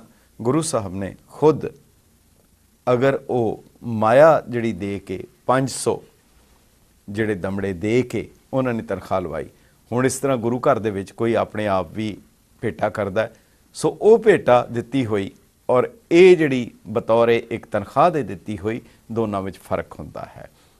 ਇਹ ਚੀਜ਼ ਅਗਰ ਸਾਨੂੰ ਸਮਝ ਆ ਜਾਏ, ਬਾਬਾ ਕਰਤਾਰ ਸਿੰਘ ਬੇਦੀ ਜਿਨ੍ਹਾਂ ਦਾ ਇੰਨਾ ਵੱਡਾ ਗੁਨਾਹ ਸੀ ਕਿ ਉਹਨਾਂ ਨੇ ਮਹੰਤ ਨਾਰਾਇਣ ਦਾਸ ਦੇ ਨਾਲ ਉਹ ਰਲੇ ਹੋਏ ਸੀ, ਮਿਲੇ ਹੋਏ ਸੀ, ਉਹਦੀ ਮਦਦ ਦੇ ਉੱਤੇ ਸਨ ਔਰ ਇੰਨਾ ਵੱਡਾ ਕਾਂਡ ਹੋ ਗਿਆ, ਪਰ ਉਹਨਾਂ ਨੂੰ ਸਜ਼ਾ ਕੀ ਮਿਲੀ ਪੰਥ ਵੱਲੋਂ 1924 ਦੇ ਵਿੱਚ ਕਿ ਤੁਸੀਂ ਦਰਬਾਰ ਸਾਹਿਬ ਤੋਂ, ਹਰਮੰਦਰ ਸਾਹਿਬ ਤੋਂ, ਅੰਮ੍ਰਿਤਸਰ ਸਾਹਿਬ ਤੋਂ ਪੈਦਲ ਨੰਗੇ ਪੈਰੀ ਚੱਲ ਕੇ ਨਨਕਾਣਾ ਸਾਹਿਬ ਜਾਣਾ। ਮਹਾਰਾਜਾ ਰਣਜੀਤ ਸਿੰਘ ਨੂੰ ਕੋਰਡੇ ਲਗਾਉਣ ਦੀ ਸਜ਼ਾ ਹੋਈ, ਪਰ ਜਦੋਂ ਉਹਨਾਂ ਨੇ ਆਪਣੀ ਕਮੀਜ਼ ਉੱਤੇ ਕਰ ਦਿੱਤੀ, ਝੱਗਾ ਉੱਤੇ ਕਰਤਾ, ਤਾਂ ਜਥੇਦਾਰ ਸਾਹਿਬ ਨੇ ਕਿਹਾ, ਅਕਾਲੀ ਫੂਲਾ ਸਿੰਘ ਨੇ, ਇਹਨਾਂ ਨੂੰ ਛੱਡ ਦਿਓ। ਜੱਸਾ ਸਿੰਘ ਰਾਮਗੜੀਆ ਜਿਨ੍ਹਾਂ ਨੂੰ ਕੁੜੀ ਮਾਰ ਹੋਣ ਕਰਕੇ ਉਹਨਾਂ ਨੂੰ ਪੰਥ ਨੇ ਛੇਕਿਆ ਹੋਇਆ ਸੀ, ਉਹਨਾਂ ਨੇ ਵੀ ਅਦੀਨਾ ਬੇਗ ਦੀ ਨੌਕਰੀ ਕੀਤੀ ਸੀ। ਉਹਨਾਂ ਨੇ ਵੀ ਚਿੱਠੀ ਲਿਖੀ, ਸਿੰਘ ਤਰਖਾਨ ਜੱਸਾ ਸਿੰਘ ਜੋਏ, ਦੀਨੋ ਸਿੰਘਨ ਛੇਕ ਤੇ ਸੋਏ, ਸੋ ਆਏ दीना बेग पे रहा, सिंह सैकड़ों उस संग आहा, तो सिंह ये बचन उचारे, हम भी मरें सो सिंगन नारे, जो तू हमको लेवे मेल, आए रले हम तुमरे गेल। सो ये पंथ दे विच मिलन दा है, निमरता दी निशानी है। पंथ ने डिसाइड करना है, कोर्ट ने की किस नूं सज़ा देनी है, इस दे उत्ते ये अदालत दा काम है। सो अज श्री अकाल तख्त साहब दी उस चीज़ नूं जिहड़ी दुबदा पैदा करने की कोशिश की जा रही है, कुछ अंसर वालों ये इस लफज कहण विच कोई दुबदा नहीं कि वो जानबुझ के जानदे बुझदे होए इस दे विच विखमता पैदा करना चाहते हैं। मकसद सिर्फ ये है कि अकाल तख्त साहब की अथॉरिटी नूं समाप्त किया जाए। हेलो, ਵਾਹਿਗੁਰੂ ਖਾਲਸਾ ਵਾਹਿਗੁਰੂ ਫਤਿਹ। ਵਾਹਿਗੁਰੂ ਜੀ ਕਾ ਖਾਲਸਾ ਵਾਹਿਗੁਰੂ ਜੀ ਕੀ ਫਤਿਹ। ਹਾਂਜੀ, ਅੱਜ ਇਹ ਸਜ਼ਾ ਤੇ ਸੁਧਾਈ ਬਾਰੇ ਵਿਚਾਰ ਚੱਲ ਰਹੀ, ਮੈਂ ਵੀ ਕੁਝ ਸੇਵਾ ਕਰ ਰਿਹਾ। ਜੀ ਜੀ ਜੀ। ਇਹ ਸਜ਼ਾ ਜਾਂ ਸੁਧਾਈ ਆਪਣੀ ਸਮਝ ਦੇ ਅਨੁਸਾਰ ਕਿਸੇ ਵੀ ਆਰਗੇਨਾਈਜੇਸ਼ਨ ਵਿੱਚ ਨਹੀਂ ਚੱਲਦੀ ਜੀ, ਸਗੋਂ ਬਣਾਏ ਵਿਧਾਨ ਦੇ ਅਨੁਸਾਰ ਚੱਲਦੀ ਹੈ, ਚਾਹੇ ਉਹ ਸਰਕਾਰ ਹੈ ਚਾਹੇ ਪ੍ਰਾਈਵੇਟ ਅਦਾਰਾ। ਜੀ ਜੀ ਜੀ ਜੀ। ਸਿੱਖ ਪੰਥ ਦੇ ਵਿੱਚ ਤਨਖਾਹ ਲਾਉਣ ਦਾ ਜੋ ਇਹ ਤਰੀਕਾ ਹੈ, ਉਹ ਹੈ ਕੀਤੀ ਗਲਤੀ ਉੱਤੇ ਹੁਕਮ ਅਧੀਨ ਪਛਤਾਪ ਕਰਨਾ। ਜੀ ਹਾਂ ਜੀ ਹਾਂ। ਹੁਕਮ ਜਿਹੜਾ ਉਹ ਪੰਜ ਸਿੰਘ ਸਾਹਿਬਾਨ ਗੁਰੂ ਮਹਾਰਾਜ ਦੀ ਹਜ਼ੂਰੀ 'ਚ ਦਿੰਦੇ ਆ। ਜੀ ਹਾਂ, ਜੀ ਹਾਂ, ਕੱਲਾ ਸਿੰਘ ਨਹੀਂ ਦਿੰਦਾ। ਬਿਲਕੁਲ ਠੀਕ ਹੈ। ਫੌਜ ਦੀ ਉਦਾਹਰਨ ਇਹ ਹੈ, ਫੌਜ ਦੀ ਮੈਂ ਉਦਾਹਰਨ ਦੇ ਰਿਹਾ, ਉੱਥੇ ਇੱਕ ਪਿੱਠੂ ਪਰੇਡ ਕਹਿੰਦੇ, ਪਿੱਠੂ ਪਰੇਡ ਲੱਗਦੀ ਆ। ਹਾਂਜੀ, ਗਲਤੀ ਕਰਨ ਵਾਲੇ ਨੂੰ ਉਹ ਕਹਿੰਦੇ ਜੀ 1 ਦਿਨ ਦਾ ਪਿੱਠੂ ਪਰੇਡ, 3 ਦਿਨ ਦਾ, 7 ਦਿਨ ਦਾ, 14 ਦਿਨ ਦਾ ਪਿੱਠੂ ਪਰੇਡ ਕਰੇਗਾ। ਹਾਂਜੀ, ਅੱਛਾ, ਉਹ ਪਿੱਠੂ ਉਸ ਸਿਪਾਹੀ ਦਾ ਆਪਣਾ ਹੀ ਹੁੰਦਾ ਹਾਂਜੀ, ਜਿਹੜਾ ਰੋਜ਼ ਟ੍ਰੇਨਿੰਗ ਸਮੇਂ ਪੈਂਦਾ। ਹਾਂਜੀ, ਪਰ ਇਹ ਇੱਕ ਐਕਸਟਰਾ ਪਰੇਡ ਹੁੰਦੀ ਹੈ ਉਸਦੀ ਸੁਧਾਈ ਵਾਸਤੇ। ਹਾਂਜੀ, ਹਾਂਜੀ, ਤੇ ਉਹ ਦੂਸਰਿਆਂ ਨੂੰ ਉਹ ਜੋ ਇਸ ਤਰ੍ਹਾਂ ਪਹਿਲੇ ਦਿਖਾਈ ਦਿੰਦਾ ਤੇ ਉਹ ਕਹਿੰਦੇ ਦੇਖੋ ਅੱਜ ਇਹਨੂੰ ਇਹ ਸਜ਼ਾ ਮਿਲੀ। ਬਿਲਕੁਲ, ਬਿਲਕੁਲ ਠੀਕ, ਕੋਈ ਉਸਦੀ ਸੁਧਾਈ ਹੈ। ਬਿਲਕੁਲ, ਬਿਲਕੁਲ, ਬਿਲਕੁਲ। ਇਸੇ ਪ੍ਰਕਾਰ ਸਿੱਖ ਪੰਥ ਵਿੱਚ ਗੁਰੂ ਸਾਹਿਬ ਦੇ ਸਮੇਂ ਤੋਂ ਇੱਕ ਐਸੀ ਰਹਿਤ ਮਰਿਆਦਾ ਸਾਨੂੰ ਮਿਲੀ ਹੈ ਕਿ ਸੁਧਾਈ ਕਰਨੀ ਹੈ ਤੇ ਇਸ ਪ੍ਰਕਾਰ ਕਰਨੀ ਹੈ, ਸਜ਼ਾ ਦੇਣੀ ਹੈ ਤੇ ਇਸ ਪ੍ਰਕਾਰ। ਉਹਨੂੰ ਸਜ਼ਾ ਕਹਿ ਦਿਓ ਜਾਂ ਸੁਧਾਈ ਕਹਿ ਦਿਓ। ਜੀ, ਜੀ, ਜੀ, ਬਿਲਕੁਲ ਇਸੇ ਤਰੀਕੇ ਨਾਲ ਸ਼ਬਦਾਵਲੀ ਦਾ ਵਰਤੋਂ ਕਿਵੇਂ ਕਰਨੀ। ਜੀ, ਬਿਲਕੁਲ ਇਸੇ ਤਰੀਕੇ ਨਾਲ ਸੱਤਾ ਤੇ ਬਲਵੰਡ ਨੂੰ ਵੀ ਜਦੋਂ ਗੁਰੂ ਸਾਹਿਬ ਨੇ ਛੇਕ ਦਿੱਤਾ, ਉਹ ਆਏ, ਮਿਲ ਗਏ, ਉਹਨਾਂ ਨੂੰ ਮੇਲ ਲਿਆ, ਅੜੀ ਨਹੀਂ ਕੀਤੀ। ਹੈਲੋ, ਹੈਲੋ, ਹੈਲੋ, ਹਾਂਜੀ, ਕੌਣ ਬੋਲ ਰਹੇ ਜੀ? ਹਾਂਜੀ, ਕੌਣ ਬੋਲ ਰਹੇ ਜੀ? ਬਲ ਬੋਲਦਾ ਜੀ। ਜੀ, ਜੀ, ਜੀ, ਬਲ ਸਾਹਿਬ ਜੀ, ਸਤਿ ਸ਼੍ਰੀ ਅਕਾਲ। ਹਾਂਜੀ, ਬਲ ਸਾਹਿਬ, ਹੁਕਮ ਕਰੋ। ਤੁਹਾਂ ਬਹੁਤ ਵਿਸਤਾਰ ਨਾਲ ਦੱਸ ਦਿੱਤਾ, ਤੁਹਾਡੇ ਤੋਂ ਤਾਂ ਕਿੰਨੇ ਦੱਸਣਾ ਜੀ। ਮਹਾਰਾਜਾ ਰਣਜੀਤ ਸਿੰਘ ਦੀ ਵੀ ਅਜੇ ਵੀ ਲੋਕੀ ਆਖੀ ਜਾਂਦੇ ਬੰਨ ਕੇ ਕੋੜੇ ਮਾਰੇ ਸੀ, ਤੁਹਾਂ ਦੱਸ ਹੀ ਦਿੱਤਾ ਕਿ ਉਹਨਾਂ ਨੂੰ ਵੀ ਮਾਫੀ ਦੇ ਦਿੱਤੀ ਗਈ। ਹਾਂਜੀ, ਹਾਂਜੀ, ਉਹਨੇ ਅਧੀਨਗੀ ਮੰਨ ਲਈ ਨਾ। ਗੱਲ ਤੇ ਹੈਗਾ ਕਿ ਉਹਨਾਂ ਨੇ ਅਕਾਲ ਸਾਹਿਬ ਵੀ ਜਿਹੜਾ ਸਾਡੀ ਸਮਝ ਅਨੁਸਾਰ ਜਿੰਨੀ ਤੁੱਛ ਬੁੱਧੀ ਜਾਣਦੇ ਆ ਉਹ ਇਹੋ ਹੀ ਆ ਜੀ, ਜਿਹੜਾ ਚਰਨੀ ਆਣ ਲੱਗੇ ਉਹਨੂੰ ਪਛਤਾਪ ਕਰਨ ਵਾਸਤੇ, ਜਿਹੜੀ ਉਹਨੇ ਗਲਤੀ ਕੀਤੀ ਹੈ ਉਹਨੂੰ ਪਾਠ ਪੂਜਾ ਕਰਨ ਵਾਸਤੇ, ਉਹਦਾ ਮਨ ਸ਼ੁੱਧ ਕਰਨ ਵਾਸਤੇ ਭਾਂਡੇ ਮਾਂਜਣ ਦੀ, ਜੋੜੇ ਮਾਂਜਣ ਦੀ ਸੇਵਾ ਲਈ ਜਾਂਦੀ ਹੈ। ਹਾਂਜੀ, ਹਾਂਜੀ, ਸਾਡੇ ਸਿੱਖੀਜ਼ਮ ਵਿੱਚ ਸਜ਼ਾ ਨਹੀਂ ਹੈਗੀ, ਉਹ ਸੇਵਾ ਹੀ ਕਹੀ ਜਾਂਦੀ ਹੈ। ਹਾਂਜੀ, ਹਾਂਜੀ, ਹਾਂਜੀ, ਠੀਕ ਹੈ। ਉਹਦੇ ਅਦਾਲਤਾਂ ਜਾ ਕੇ ਤੁਹਾਨੂੰ ਦੱਸ ਵੀ ਦਿੱਤਾ, ਚਾਨਣਾ ਸਾਡੇ ਤੋਂ ਜ਼ਿਆਦਾ ਪਾਤਾ। ਅਜੇ ਵੀ ਕਈ ਮੇਰੇ ਵੀਰ ਦੁਬਤਾ ਚ ਆ ਵੀ ਸਜ਼ਾ ਕਿਉਂ ਨਹੀਂ ਹੋਈ। ਹਾਂਜੀ, ਹਾਂਜੀ, ਨਹੀਂ ਹੋ ਸਕਦੀ, ਇਸ ਤੋਂ ਵੱਧ ਨਹੀਂ ਦੇ ਸਕਦੇ। ਅਗਰ ਦੇਣਗੇ ਤੇ ਉਹ ਮਰਿਆਦਾ ਦੀ ਉਲੰਘਣਾ। ਮੈਂ ਅਖੀਰ ਦੇ ਵਿੱਚ ਕੋਈ ਹੈ ਹੀ ਨਹੀਂ, ਸੇਵਾ ਦਾ ਹੀ ਹੈ ਜੀ। ਜਦੋਂ ਬੰਦੇ ਦਾ ਬੁੱਧੀ ਭ੍ਰਿਸ਼ਟ ਹੁੰਦੀ ਹੈ ਕੋਈ ਹੋਰ ਕਾਰਨ ਕਰਕੇ, ਉਹ ਗਲਤੀ ਬਲ ਸਾਹਿਬ ਸਮਾਂ ਸਮਾਪਤ ਹੈ।